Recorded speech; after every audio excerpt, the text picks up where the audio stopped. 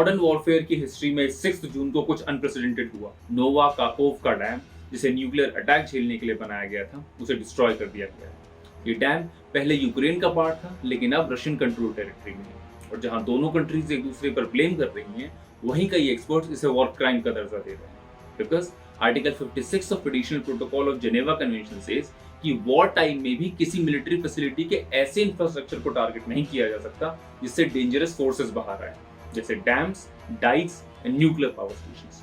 और जिस तरीके से इस डैम से इतना पानी बाहर आ रहा है, it will be considered as a dangerous source.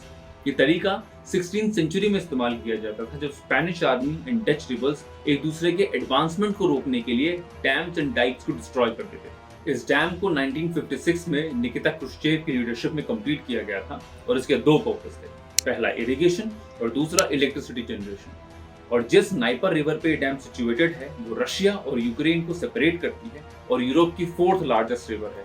इसी रिवर से क्रीमियन पेनिनसुला में फ्रेश वाटर जाता है, वही क्रीमियन पेनिनसुला जिसे 2014 में रशिया ने एनेक्स कर लिया था, जिसके बाद उसे ग्रुप ऑफ 8 कंट्रीज से बाहर निकाल दिया था। और इस डैम का सिग्निफिकेंस इस एग्जाम्पल से समझा जा सकता है कि इंडिया के सबसे बड़े डैम्स में से एक टिहरी डैम का सरफेस एरिया 52 स्क्वायर किलोमीटर है, वहीं कारखोवा डैम का सरफेस एरिया 2155 स्क्वायर किलोमीटर है। और जो वाटर वॉल्यूम इस डैम में है, वो इंडिया के भाखरा नंगर डैम से डबल है।